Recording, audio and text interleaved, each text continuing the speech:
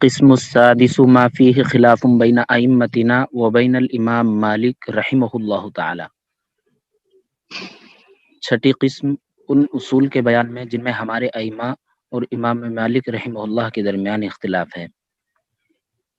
الاصل عندنا ان الخبر المروی عن النبی صلی اللہ علیہ وسلم من طریق الاحاد مقدم علی القیاس وعند مالک رضی اللہ عنہ القیاس الصحیح مقدم علی خبر الاحاد۔ اصل اور ضابطہ ہمارے نزدیک یہ ہے کہ وہ خبر جو نبی صلی اللہ علیہ وسلم سے مروی ہو بطریق آحاد وہ قیاس پر مقدم ہوگی، اور امام مالک رضی اللہ عنہ کے نزدیک قیاس صحیح خبر آحاد پر مقدم ہوگا۔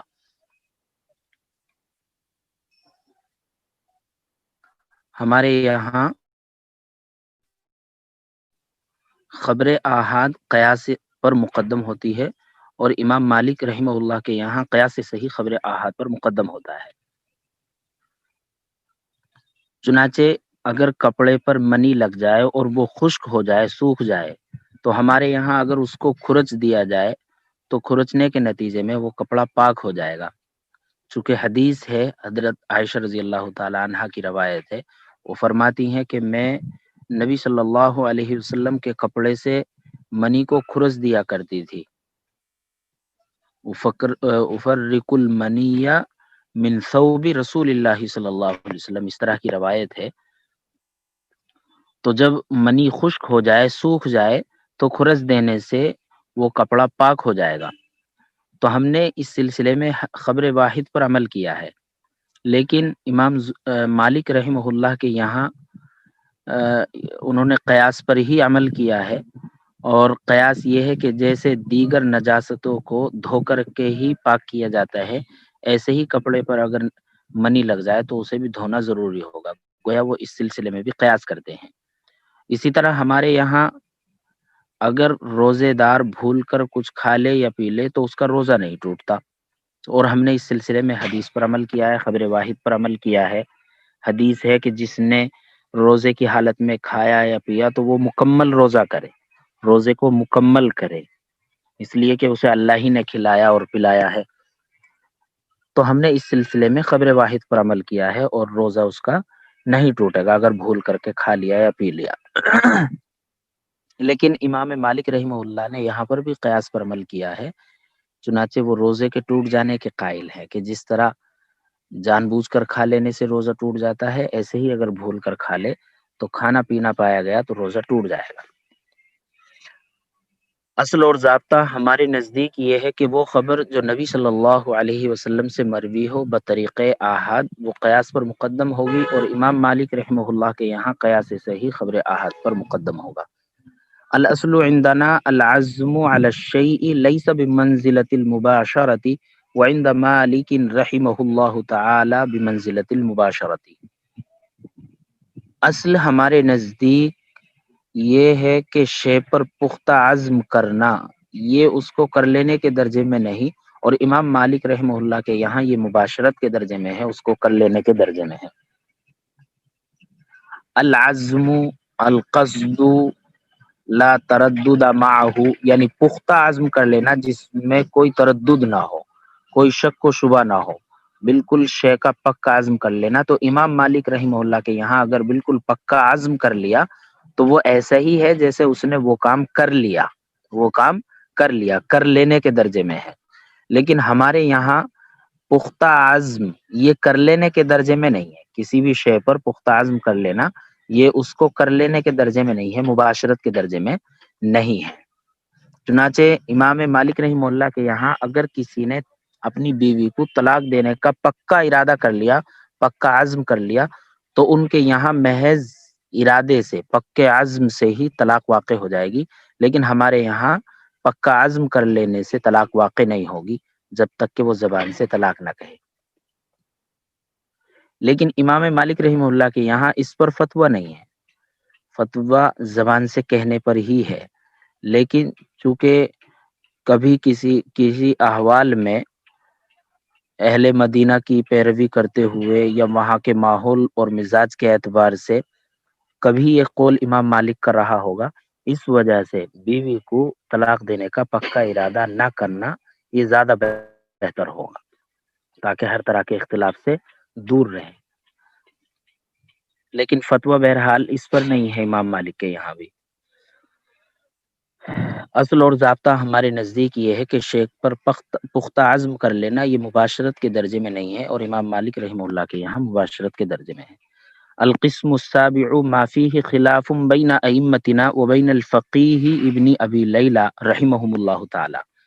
ساتویں قسم ان اصول کے بیان میں جن میں ہمارے ائمہ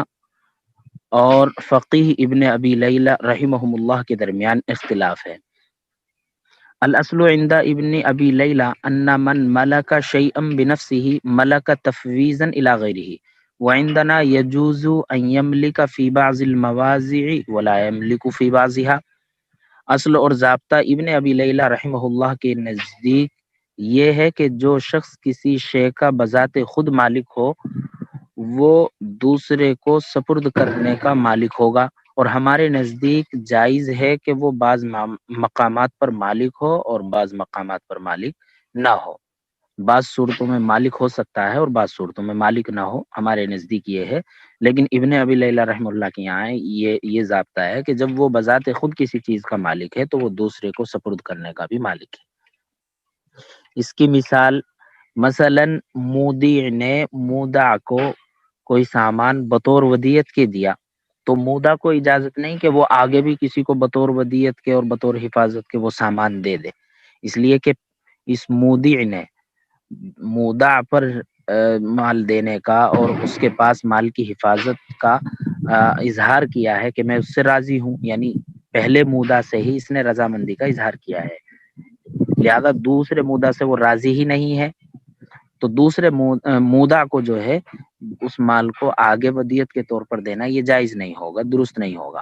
چنانچہ ہمارے یہاں اگر اس نے دوسرے مودع کو دیا اور وہ مال ہلاک ہو گیا تو یہ مودع جو ہے ضامن ہوگا، گویا اس کی طرف سے تعدی پائی گئی ہے۔ یا ایسے ہی کسی نے کسی کو کوئی سامان خریدنے کا وکیل بنایا تو یہ جو وکیل ہے خریدنے کا یہ آگے کسی کو خریدنے کا وکیل بنا دے تو ہمارے یہاں اس کی اجازت نہیں ہے، دوسرے کو وکیل نہیں بنا سکتا، لیکن ابن ابی لیلہ رحمہ اللہ کے یہاں دوسرے کو وکیل بنا سکتا ہے۔ تو ہمارے یہاں بعض صورتوں میں تو وہ مالک ہوتا ہے دوسرے کو سپرد کرنے کا اور بعض صورتوں میں وہ مالک نہیں ہوگا، لیکن ابن ابی لیلہ رحمہ اللہ کے یہاں جب وہ بذات خود کسی کا مالک ہے، مثلا مودع ہے، وہ مال کی حفاظت بذات خود کر سکتا ہے، حفاظت کا گویا وہ مالک ہے تو دوسرے کے پاس بھی وہ حفاظت کروا سکتا ہے، یعنی بطور ودیعت کے دے کر کے۔ ابن ابی لیلہ یہ کہتے ہیں، لیکن ہمارے یہاں یہ ہے کہ مودی نے مودع سے ہی حفاظت پر راضی ہوا ہے، مودع کے پاس ہی اس مال کے حفاظت پر راضی ہوا ہے کہ مودع ہی اس مال کی حفاظت کرے، تو لہذا مودع دوسرے کو بطور ودیعت کے نہیں دے سکتا، اپنے اہل و عیال کو تو دے سکتا ہے، یہ ضابطہ پیچھے بھی گزرا ہے، اس لیے کہ کبھی اپنے پاس رکھ کر کے حفاظت کرتا ہے، کبھی اپنے اہل و عیال کے پاس، لیکن بطور ودیعت کے دوسرے کو دے دے اس کی اجازت اس مودع کو نہیں ہوگی۔ الاصل عند ابن ابی لیلہ، ابن ابی لیلہ رحمہ اللہ کے نزدیک ضابطہ یہ ہے کہ جو شخص کسی شے کا بذات خود مالک ہو تو وہ دوسرے کو سپرد کرنے کا بھی مالک ہوگا، اور ہمارے نزدیک جائز ہے، ممکن ہے کہ وہ مالک ہو بعض صورتوں میں اور بعض مقامات میں، اور بعض مقامات پر وہ مالک نہ ہو۔ الاصل عند ابن ابی لیلہ فی باب المعاملات ان العقد اذا ورد الفسخ على بعضه انفسخ كله۔ اصل اور ضابطہ ابن ابی لیلہ رحمہ اللہ کے نزدیک یہ ہے، باب المعاملات میں یہ ہے کہ عقد جب فسخ وارد ہو بعض پر، یعنی عقد کے بعض حصے پر جب فسخ وارد ہو، انفسخ کلہ، تو وہ کل عقد ہی فسخ ہو جائے گا۔ عقد کے بعض حصے پر اگر فسخ وارد ہوا تو ابن ابی لیلہ رحمہ اللہ کے یہاں کل عقد ہی فسخ ہو جائے گا۔ مثلا مودع ہے جس کے پاس بطور ودیعت کے مال رکھا گیا ہے، اس نے مثلا 1000 روپے کسی مودی نے مودع کے پاس رکھے، اس نے 500 روپے اس میں سے لیے اور اپنے استعمال میں انہیں خرچ کر لیا، پھر جو ہے اس نے بعد میں وہ 500 روپے اسی میں ملا دیے، پھر یہ 1000 کے 1000 ہلاک ہو جائے، ضائع ہو جائے، تو یہ شخص کتنے کا ضامن ہوگا؟ تو ابن ابی لیلہ رحمہ اللہ کہتے ہیں کہ یہ 1000 کا ہی ضامن ہوگا، لیکن ہمارے نزدیک وہ صرف 500 کا ضامن ہوگا، ہمارے نزدیک وہ صرف 500 کا ضامن ہوگا، اس لیے کہ صرف جو اس نے 500 استعمال کیے ہیں، اپنے خرچ میں لایا ہے، استعمال میں لایا ہے، انہی میں صرف عقد ودیت فسخ ہوا ہے، نہ کہ 1000 کے 1000 میں۔ تو ایسی صورت میں اس کی طرف سے تعدی پائی گئی ہے صرف 500 میں ہمارے نزدیک، لہذا 500 میں عقد ودیت فسخ ہے، ان کا یہ ضامن ہوگا، اور 500 میں عقد ودیت فسخ نہیں ہے، ودیت میں فسخ نہیں ہے، تو اس کا مطلب یہ ہے کہ ودیت صحیح ہے، اور ودیت میں جو ہے ضمان نہیں ہوتا ہے، لہذا 500 کا ضامن ہوگا، 500 کا ضامن نہیں ہوگا۔ لیکن ابن ابی لیلہ رحمہ اللہ کے یہاں جب اس نے 500 خرچ کر لیے، اپنے استعمال میں لے آیا، تو گویا 1000 کے 1000 میں یہ عقد ودیت فسخ ہو گیا۔ جب یہ عقد ودیت فسخ ہو گیا تو یہ شخص اگر 1000 کے 1000 ہلاک ہو جائے، یعنی جو محفوظ ہیں وہ اس نے اگرچہ ملا دیے تھے وہ 1500 روپے بھی، تو وہ 1000 جب ضائع ہو گئے، ہلاک ہو گئے، تو عقد ودیت فسخ ہو گیا، اور فسخ جب ہو گیا تو یہ شخص 1000 کا ہی ضامن ہوگا، اور فسخ ہوا ہے اس کی طرف سے تعدی کی وجہ سے کہ 500 اس نے جو ہے بغیر اجازت کے استعمال کر لیے ہیں، لہذا یہ شخص ابن ابی لیلہ کے یہاں 1000 کا ضامن ہوگا، لیکن ہمارے یہاں صرف 500 کا ضامن ہوگا۔ عند ابن ابی لیلہ فی باب المعاملات، ابن ابی لیلہ رحمہ اللہ کے نزدیک باب المعاملات میں ضابطہ یہ ہے کہ عقد کے بعض حصے پر جب فسخ وارد ہو تو وہ کل ہی فسخ ہو جائے گا، اس کا کل ہی فسخ ہو جائے گا۔ الاصل عند ابن ابی لیلہ انه يعتبر حقوق اللہ تعالی بحقوق العباد،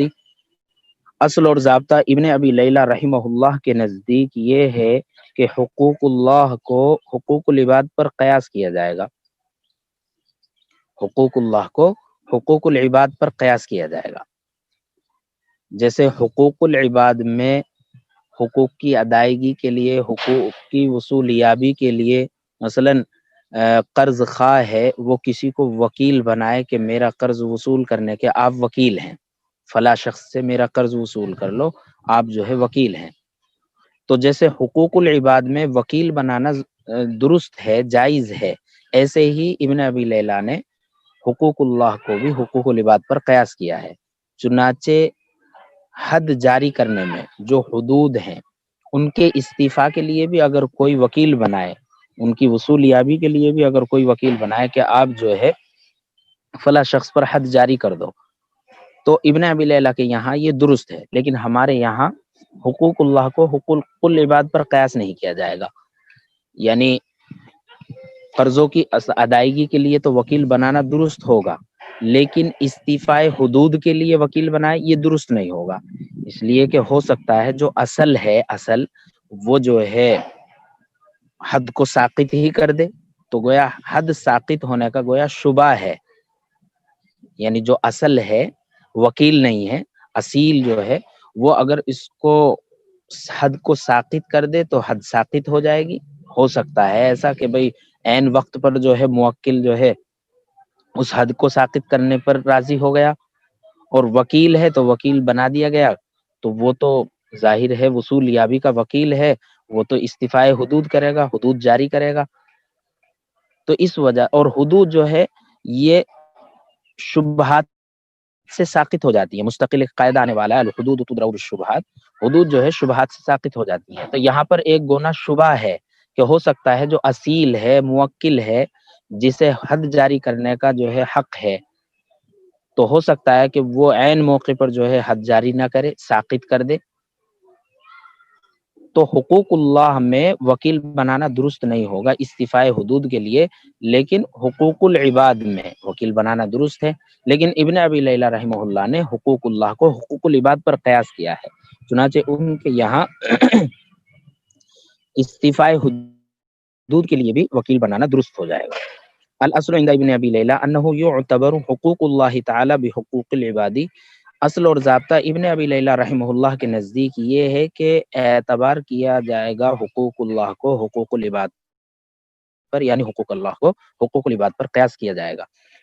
الاصل عند ابن ابی لیلى ان الجہالۃ اذا قلت لا تؤثر في الفساد وان كثرت توجب وعند علمائنا ان ما لا تقع المنازعة فيه الى القاضي فلا اثر لقلة الجہالة ولا لكثرتها في فساده۔ ابن ابی لیلى رحمہ اللہ کے نزدیک ضابطہ یہ ہے کہ جہالت جب کم ہو تو فساد میں اثر نہیں کرے گی، فساد میں مؤثر نہیں ہوگی، اور اگر زیادہ ہو تو فساد کو واجب کرے گی، ثابت کرے گی۔ اور ہمارے علماء رحمہم اللہ کے نزدیک یہ ہے کہ منازعت جب اس میں واقع نہ ہو قاضی کے یہاں تو قلت جہالت اور کثرت جہالت مؤثر نہیں ہے اس کے فاسد ہونے میں۔ عقد بے ہے یا کوئی اور معاملہ ہے تو وہاں پر قلت جہالت اور کثرت جہالت ہمارے یہاں معیار نہیں، بلکہ ہمارے یہاں جو معتبر ہے اور جو مؤثر ہے وہ یہ بات ہے کہ جہالت اگر مفضی الی النزاع ہے تو عقد فاسد ہوگا، اور اگر جہالت مفضی الی النزاع نہیں ہے تو عقد فاسد نہیں ہوگا۔ لیکن ابن ابی لیلہ رحمہ اللہ کے یہاں جہالت کی کثرت اور قلت کا اعتبار ہے، چنانچہ ان کے یہاں اگر جہالت کم ہے تو عقد فاسد نہیں ہوگا، اور اگر جہالت زیادہ ہے تو عقد فاسد ہو جائے گا۔ چنانچہ ہمارے یہاں اگر کسی شخص نے کوئی سامان فروخت کیا ہر عیب سے براعت کی شرط کے ساتھ کہ میں ہر عیب سے بری ہوں، میں نے یہ سامان آپ کو فروخت کیا اور ہر عیب سے میں بری ہوں، یعنی اس سامان میں جو کچھ عیب وغیرہ ہے آپ جو ہے اس سامان کو واپس نہیں کر سکتے، یعنی براعت من کل عیب کی شرط لگا دی۔ تو جب براعت من کل عیب کی شرط لگا دی تو یہ جہالت جو ہے مفضی الی النزاع نہیں ہے، یعنی مشتری کو حق نہیں دیا بالکل بھی، بس جو بھی عیب ہے وغیرہ ہے کچھ بھی ہے اس میں بس میں بری ہوں، آپ واپس نہیں کر سکتے، براعت من کل عیب کی شرط لگا دی، تو یہاں جہالت مفضی الی النزاع نہیں ہے، لہذا یہ عقد درست ہو جائے گا براعت من کل عیب کے شرط کے ساتھ۔ لیکن ابن ابی لیلہ رحمہ اللہ کے یہاں چونکہ یہاں پر جہالت بہت زیادہ ہے، پتہ نہیں اس میں کتنے عیوب ہیں کتنے نہیں ہیں، ہاں اگر عیب کی تعیین کر دے تو پھر جہالت کم ہو جائے گی۔ تو اگر اس نے براعت من کل عیب کی شرط لگائی ہے اور کوئی عیب اس نے متعین نہیں کیا ہے، بتایا نہیں ہے، تو پھر اس صورت میں جہالت کثیر ہے، لہذا عقد فاسد ہوگا ابن ابی لیلہ رحمہ اللہ کے یہاں۔ لیکن ہمارے یہاں چونکہ جہالت کی قلت اور کثرت کا اعتبار نہیں، بلکہ جہالت اگر مفضی الی النزاع ہے تو وہ اس سے عقد فاسد ہوگا ورنہ تو نہیں۔ لہذا ہمارے یہاں اگر براعت من کل عیب کے شرط کے ساتھ کوئی سامان فروخت کیا ہے تو وہ عقد درست ہو جائے گا، اس لیے کہ یہ جہالت مفضی الی النزاع نہیں ہے۔ اس کے تفصیلی احکام کتاب البیوع میں ہے، ہدایہ وغیرہ میں آپ دیکھ سکتے ہیں۔ الاصل عند ابن ابی لیلہ ان الجہالة اذا قلت لا تؤثر في الفساد وان كثرت توجب وعند علمائنا ان ما لا تقع المنازعة فيه الى القاضي فلا اثر لقلة الجہالة ولا لكثرتها في فساده۔ اصل اور ضابطہ ابن ابی لیلہ رحمہ اللہ کے نزدیک یہ ہے کہ جہالت جب کم ہو تو فساد میں مؤثر نہیں، اور اگر زیادہ ہو تو فساد کو واجب کرے گی۔ اور ہمارے علماء رحمہ اللہ کے نزدیک یہ ہے کہ جب منازعت واقع نہ ہو قاضی کے یہاں، یعنی جہالت مفضی الی النزاع نہ ہو، فلا اثر لقلت الجہالتی، تو قلت جہالت اور ولا لکثرتها اور کثرت جہالت مؤثر نہیں فی فسادہ عقد کے فاسد ہونے میں۔ الاصل عند ابن ابی لیلہ ان الحق الواحد لا يجوز ان يثبت في محلین مختلفین۔ اصل ابن ابی لیلہ رحمہ اللہ کے نزدیک یہ ہے کہ حق واحد جائز نہیں ہے کہ دو مختلف محل میں ثابت ہو۔ ابن ابی لیلہ رحمہ اللہ کے یہاں یہ ضابطہ ہے کہ ایک ہی حق ہو اور وہ دو ذموں میں ثابت ہو، ایسا نہیں ہو سکتا، بلکہ ایک حق ایک ہی شخص کے ذمے سے متعلق ہو سکتا ہے۔ لیکن ہمارے یہاں ہمارے علماء ائمہ ثلاثہ رحمہ اللہ کے نزدیک ایک ہی حق دو مختلف محل میں ثابت ہو سکتا ہے، دو ذموں سے متعلق ہو سکتا ہے۔ مثلا مدیون ہے، اس کی طرف سے کوئی کفیل بن جائے تو ایک ہو گیا کفیل، ایک مکفول عن، یعنی جو اصل مدیون ہے، تو کفیل نے ذمہ داری لی کہ بھائی میں بھی جو ہے آپ کا قرضہ ادا کر دوں گا، تو کفیل بن گیا، تو ایسی صورت میں مکفول عن بری نہیں ہوگا ہمارے نزدیک۔ لیکن ابن ابی لیلہ رحمہ اللہ کے یہاں جب کفیل بن گیا، عقد کفالت ہو گیا، دوسرے نے ذمہ داری لے لی، تو پھر اس صورت میں مکفول عن جو اصیل ہے، جس پر اصل قرضہ ہے، وہ بری الذمہ ہو جائے گا، جیسا کہ حوالے میں ہوتا ہے۔ لیکن ہمارے یہاں حوالے کا حکم اور کفالے کا حکم الگ الگ ہے۔ حوالے میں تو اصیل بری ہو جاتا ہے، لیکن کفالے میں اصیل بری نہیں ہوتا، بلکہ دونوں سے دائن کو مطالبہ کرنے کا حق ہوتا ہے۔ جو قرض خواہ ہے وہ دونوں سے مطالبہ کر سکتا ہے، کفیل سے بھی اور اصیل سے بھی، جو مکفول عن ہے اس سے بھی۔ تو ہمارے نزدیک ایک ہی حق دو مختلف محل میں ثابت ہو سکتا ہے، یعنی دائن کو مکفول عن اور کفیل دونوں سے مطالبے کا حق ہوگا۔ الاصل عند ابن ابی لیلہ ان الحق الواحد لا يجوز ان يثبت في محلین مختلفین۔ اصل اور ضابطہ ابن ابی لیلہ رحمہ اللہ کے نزدیک یہ ہے کہ ایک حق